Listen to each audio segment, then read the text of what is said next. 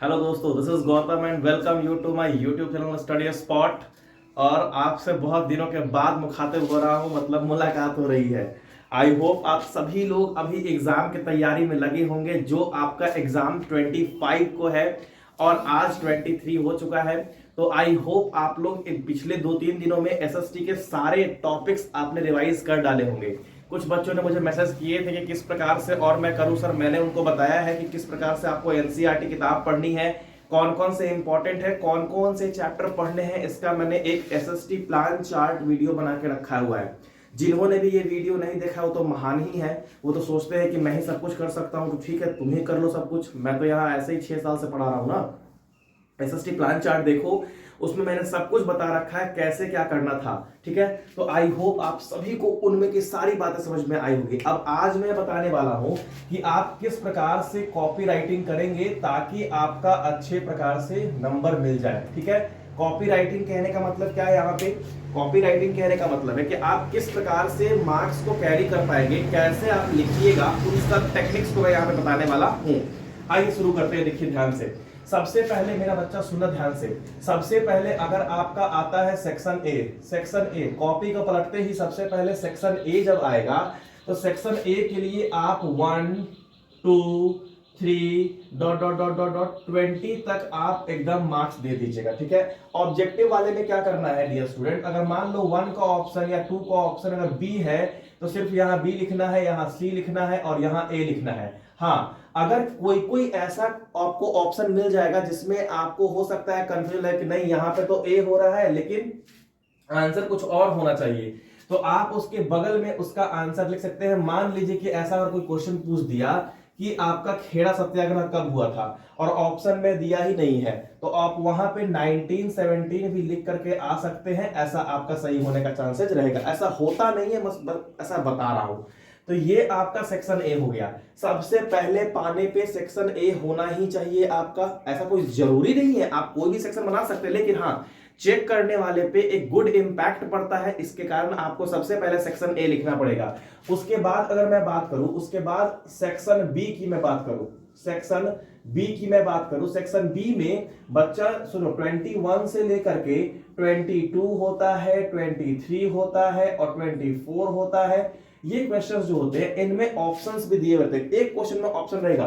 Dear please ध्यान देना, इसका जो आंसर 21 जो होता है, इसका आंसर आपका 1 सेंटेंस में ही होता है। हाँ, 1 सेंटेंस में होगा। अगर आप चाहें तो इसको 2 सेंटेंस में बढ़ा दीजिए। कोशिश यही करना है कि 2 सेंटेंस में बढ़ जाए, ना बढ़े तो भी कोई दिक्कत नहीं है, हल्का फैला फैला के लिख देना, लेकिन 1 सेंटेंस में आपका हो जाना चाहिए। 22 ये भी आपसे बन जाएगा, 23 24 भी आपसे बन जाएगा। डियर गौर इस बात पे करिएगा वहां पे कि इस 4 क्वेश्चंस में से, मैं बार बार क्लास में बताता आया हूं, इस 4 क्वेश्चंस में से 2 क्वेश्चंस ऐसे होंगे जो आपका इजी दिया जाएगा, फिर तीसरा जो क्वेश्चंस होगा वो आपका थोड़ा सा मॉडरेट दिया जाएगा, और चौथा क्वेश्चंस होगा वो भी अगर आपको आता है तो इजी है, प्लस ये थोड़ा सा टफ भी कर देता है। ठीक है, तो आपको इसमें से 2 क्वेश्चंस आपको इजी मिलने ही मिलने वाले हैं, इसमें कोई डाउट नहीं है। 21 का जो क्वेश्चन है ये मेनली मैं बता देता हूं अभी, इस मेनली जो पूछता है ना, ये आपका पावर शेयरिंग चैप्टर से ही यहां से उठाता है। पावर शेयरिंग या फिर फेडरलिज्म से यहां पे उठाता है, ज्यादातर सवाल इसी से उठाएगा 21 नंबर वाला में। ठीक है, अब मैं बात करता हूं सेक्शन सी की। किसकी मैं बात करता हूं? Section C. अगर मैं सेक्शन सी की बात करूं, मैं सब बताऊंगा। जिन्होंने अभी तक कुछ भी नहीं पढ़ा है वो कैसे कॉपी लिख करके आएंगे, मैं सब कुछ बताने वाला हूं। सेक्शन सी में आपका जो भी नंबर ऑफ क्वेश्चंस रहेंगे उसमें आपको ध्यान देना है कि इस नंबर ऑफ क्वेश्चंस को आप सभी सॉल्व कर सकते हैं। दिमाग को ठंडा रख के जाना। आपको मान लीजिए कोई क्वेश्चन आप पढ़ रहे हैं, आपको वो क्वेश्चन मान लीजिए नहीं आ रहा है। ठीक है, अगर आपको नहीं आ रहा है तो आपको क्या करना है? पैनिक नहीं होना है। सबसे पहली बात, टेंशन एकदम नहीं लेना है। आपसे सारे आंसर्स होंगे, ये बात आप अपने अंदर बिठा लो। ठीक है, सारे आंसर्स हो जाएंगे। एसएसटी है भाई, कोई पहाड़ तोड़ने वाला काम तो है नहीं। आपसे यहां पे जो भी क्वेश्चंस यहां पूछेगा उस क्वेश्चंस को 2 बार 3 बार पढ़ो। अगर आपको आंसर्स नहीं आ रहा है तो उससे जुड़ी हुई कोई भी बात अगर आपको याद आ रही है, कोशिश करो कि उसी बात को आंसर बना के हम लिखने का ट्राई करें। ये लास्ट ऑप्शन है, ये लास्ट ऑप्शन है कि अगर आपको आंसर्स नहीं याद आ रहे हैं तो उस टॉपिक से जुड़ा हुआ प्लस प्लस, ये वही बच्चे कर पाएंगे जो पढ़ाई करते रहे नियमित रूप से। उस टॉपिक से जुड़ा हुआ प्लस जो क्वेश्चन डिमांड कर रहा है उसको ध्यान रखना है। इसका मतलब आपको अगर इसमें क्वेश्चंस नहीं आते हैं तो आपको मतलब नहीं आ रहा है आपको लिखने के लिए, कैसे लिखे, तो आपको सबसे पहले डिमांड ऑफ द क्वेश्चन हम जानेंगे। डिमांड ऑफ क्वेश्चन, क्वेश्चन की क्या डिमांड है, प्लस जो आपका रेलेवेंट टॉपिक्स था, जो आपका इससे जुड़ा हुआ रेलेवेंट टॉपिक्स है, उन दोनों को मिला करके आप एक ऐसा आंसर तैयार करो कि क्वेश्चन का डिमांड पूरा हो जाए। अगर वो डिमांड पूरा हो जाता है तो आपका वो नंबर मिल ही जाएगा।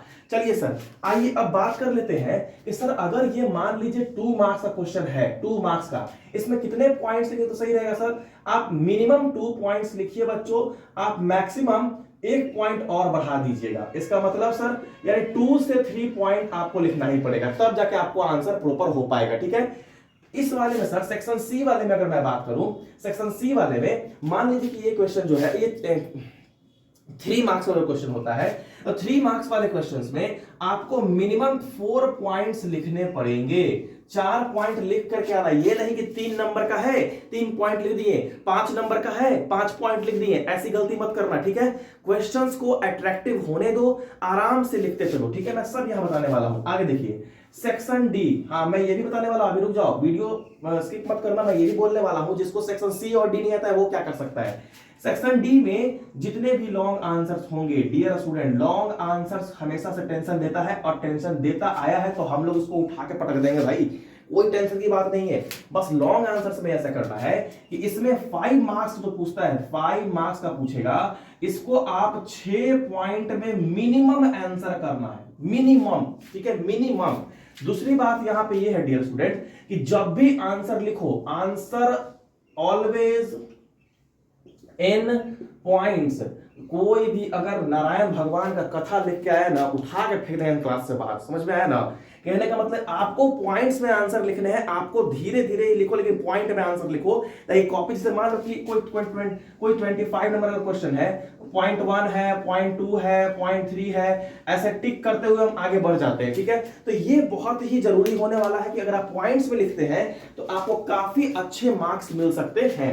आइए, इस वाले में 6 पॉइंट्स आपको मिनिमम लिखने पड़ेंगे। इसमें हर एक क्वेश्चन में ऑप्शन अवेलेबल रहता है, तो आप ऑप्शन वाला में देखिएगा, तो इसमें से अगर मान लीजिए 5 क्वेश्चन है तो 5 क्वेश्चन में 3 क्वेश्चन जो होगा ना वो इजी होगा, एक क्वेश्चन जो होगा वो हल्का मॉडरेट होगा, और एक क्वेश्चन थोड़ा टफ पेपर बनाता है ताकि पेपर को लगे कि हाँ थोड़ा टफ है। अब डिपेंड करता है आपका लक कैसा है, आपको कौन सा सेट मिलता है, ये डिपेंड करता है। तो ये था ट्रिक कि section A B C D मैं कैसे लिखूं। सेक्शन ई की मैं बात करूं तो सेक्शन ई जो है आपका, सेक्शन ई है केस स्टडी। क्या है बच्चा? केस स्टडी आपका है, और केस स्टडी वाले में सीधे लिखना है कि आपका मान ली 33 नंबर है, 34 नंबर है, 35 नंबर है, 36 नंबर है, तो ई क्वेश्चन 12 मार्क्स का पूछता है। आई सब से बनता है, आपसे छूटना नहीं चाहिए, इसको आपको बनाना ही बनाना है।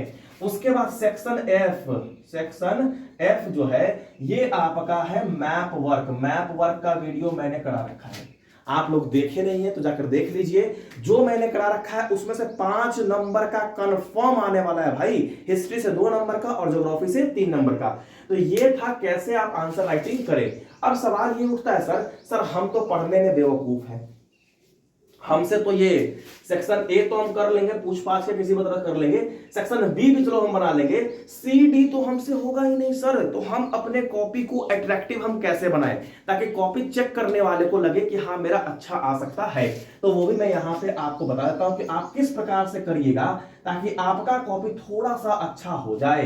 तो सबसे पहले ये करना है डियर, सुनो ध्यान से, सुन लो, तुम भी सुन लो ताकि अच्छे से फायदा आपका हो जाए। मैं यहां बता देता हूं साफ साफ। सबसे पहले सेक्शन ए आपको कर लेना है, कोई दिक्कत तो नहीं है? नहीं सर, सेक्शन ए मैं कर लूंगा।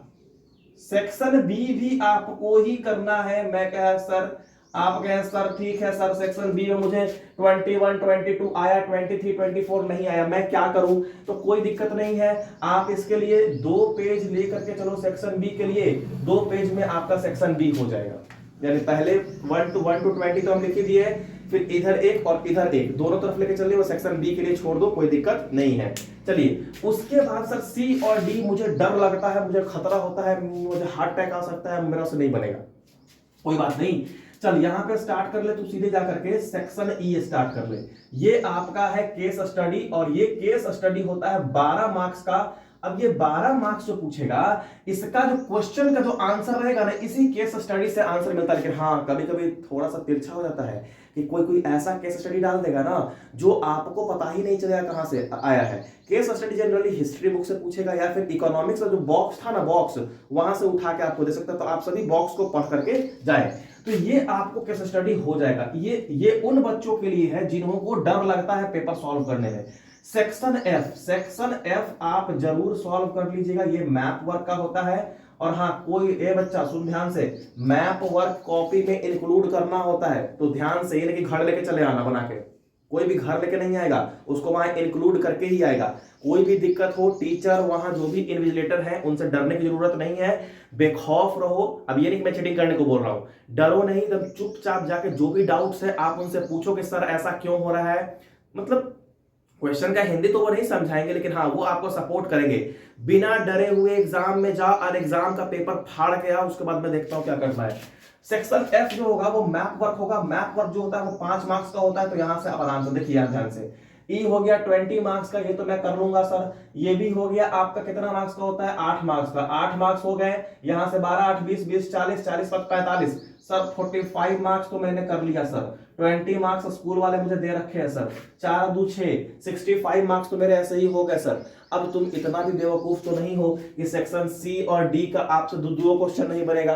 तो ये तरीका था कि किस प्रकार से मैं पेपर को अट्रैक्टिव बना करके बचूं, ठीक है। अब कुछ बच्चों का ये सवाल होता है कि सर कुछ बच्चों का सवाल ये है, अगर आपसे स्क्रीनशॉट है तो स्क्रीनशॉट ले लो, चलो ठीक है। अब कुछ बच्चों का ये सवाल होता है कि सर एक बात बताइए, क्या हम क्वेश्चंस ऊपर नीचे लिख सकते हैं क्या? मतलब हमको 1 आ रहा है, फिर उसका 23 आ गया है, फिर आपको 84 आ गया है, वैसे लिख सकते हैं क्या?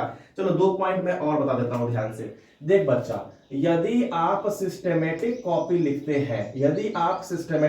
लिखते हैं तो चेक करने वाले को काफी सहूलियत होती है, वो आपके प्रति पॉजिटिव रहेगा।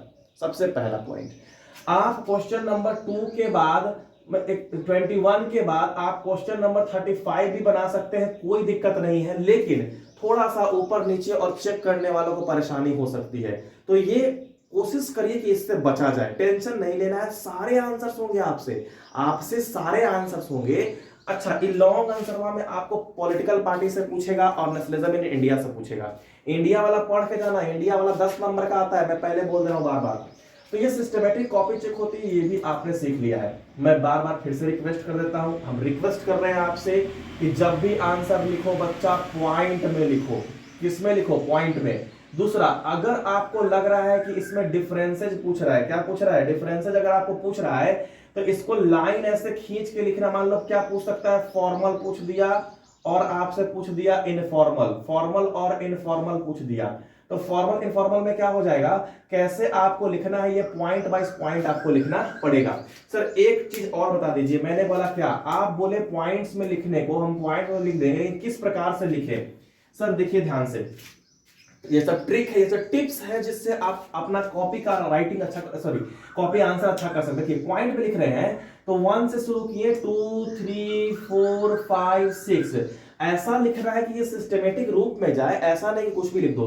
सर एक बात बताइए, हमको तो 1 पॉइंट 2 पॉइंट 3 4 5 आ गया, छठा पॉइंट वो याद नहीं आ रहा है। बच्चा छठा पॉइंट में आप क्या कर दो ना, सभी क्वेश्चनों में कंक्लूजन लगा देना, अपना निष्कर्ष कि आप इस क्वेश्चन को मान लो पूछ दिया, पूना पैक्ट पूछ दिया, पूना पैक्ट लिखिए, तो पूना पैक्ट में आपकी क्या राय हो सकती थी, ये भी आप लिख सकते हैं। According to me it was the very good act by the Gandhi ji या बाय द BR अम्बेडकर, ऐसा आप लिख सकते हैं। क्वेश्चंस आंसर राइटिंग आपकी कैपेबिलिटी है, आप कर सकते हो, आप टेंशन नहीं लो। ये था टिप्स कैसे आप अच्छे स्कोर कर सकते हो। ऑल द बेस्ट आप सभी को, और आप सभी लोग पेपर लिख करके आइए। और जो मैंने प्लान चार्ट बताया था, प्लान चार्ट जो लोग नहीं देखे, प्लान चार्ट में मैंने ये भी बताया कि कहां से कौन कौन सा क्वेश्चंस पूछ सकता है, ठीक है ना। तो जो लोग देखे उनके लिए बहुत अच्छी बात है, थैंक यू वेरी मच। जो लोग नहीं देखे उनका भी बहुत बहुत बहुत थैंक यू। आगे सुनो ध्यान से। तो ये था पूरा टिप्स जो मैंने आपको बता दिया। अब आराम से जा, कल 25 है ना, 25 को तुम आराम से टेस्ट दे करके आ। माइंड को रिलैक्स करके जाना, मैं बार बार बता दे रहा हूँ। हाँ, कुछ बच्चे यूट्यूब का सहारा लेते हैं, सुबह सुबह उठकर पढ़ते हैं, इट्स योर ड्यूटी, आप सुबह उठकर पढ़ सकते हैं। मैं भी यहाँ सुबह उठ के वीडियो बना रहा हूँ भाई। अभी सुबह के लगभग 5:10 या 5:15 आसपास हो रहा है, सुबह सुबह बना रहा हूँ। सुबह उठ के इसलिए बनाता हूँ क्योंकि मेरी हैबिट है सुबह उठने की। दूसरी बात यह है कि अभी नॉइज कैंसलेशन बहुत, नॉइज नहीं है यहाँ पे, एकदम रिलैक्स होकर हम लोग पढ़ रहे हैं। तो ये आपका, आई होप कि आपको पूरा समझ में आया होगा कैसे आपको आंसर राइटिंग करना है। ना हो तो इसको 2 बार और देख लेना। ये उन बच्चों के लिए है जिन्होंने अब तक कुछ नहीं किया, ये उन बच्चों के लिए है कि आप ऐसे ही लिख के आना। मैं बार बार बोल दे रहा हूँ, सुन ध्यान से। दूसरी बात, अगर कोई कॉपी है, अगर ऐसा कॉपी का पेज है, अगर आपको, जिनको नहीं आता उनके लिए बोल रहा हूं, अगर आपको पेज बनाता है, यहां तो ऐसे मार्जिन रहता ही है, ये आपका तो मार्जिन ऐसा रहता ही है, आप एक और मार्जिन पतला सा यहां से ऐसे खींच सकते हो, ठीक है। आंसर आप इसके बीच में लिख सकते हो, कोई आपको काटने वाला नहीं है। लेकिन हाँ, सुनो ध्यान से, ये जो पोर्शन है ना, ये वाला कॉपी का जो ये वाला पोर्शन है, इसको गंदा नहीं करना। मैं बार बार बोल रहा हूं, कॉपी का जो ये जो मार्जिन होता है, जो पहले से जो मार्जिन करके आया हुआ रहता है, इस मार्जिन में आपको कुछ नहीं करना है। क्यों? इस मार्जिन में सिर्फ आपको यहां सेक्शन लिख देना है, सेक्शन आपको ए कर देना है, और 21 है तो 21 यहां लिख के सीधे आपको आंसर कर देना है, ठीक है। 21 लिख के आंसर करना है, इसमें कुछ नहीं करना है। क्यों? अगर 21 सही है तो इसको यहां टिक करके यहीं पे 2 मार्क्स ऐसे लिखेगा, इसलिए इसको फ्रेश रखना। मैं हाथ जोड़ के रिक्वेस्ट करता हूं, आप सभी लोग पेपर अच्छा करके आइए। आई होप कि आपको सारी बातें समझ में आई होंगी। So all the best to you, all of you, great luck. आप लोग सभी लोग जाइए और पेपर को एकदम फाड़ के आइए, कोई टेंशन नहीं लेना है। और उसके बाद हमसे मिलिए, मतलब जो बच्चे हमसे जुड़े हुए हैं, जो मैसेज करते रहते हैं, वो हमसे बताइए कैसे। ऐसे तो मैं खुद ही आप लोगों से जुड़ा हुआ हूँ, मैं खुद ही आपको कॉल करके पता कर लेता हूँ कि इनका पेपर कैसा गया है। हाँ, लगभग ऑलमोस्ट मुझे एग्जामिनेशन हॉल के आधे घंटे के बाद मैं पता कर लेता हूँ कहाँ किसका किसका कैसा पेपर जा रहा है। और एक बात, मैं भले SST पढ़ाता हूँ, लेकिन हाँ, मैं खबर इंग्लिश की भी रखता हूँ, मैं खबर मैथ की भी रखता हूँ, मैं खबर साइंस की भी रखता हूँ, IT पेपर की भी मैं खबर रखता हूँ। तो बी रिलैक्स पर्सन, आप आराम से इस चीज को फॉलो करें और जा करके अपना आंसर राइटिंग अच्छा करें। So thank you very much for seeing this video. Kindly like, share and subscribe my channel. Thank you.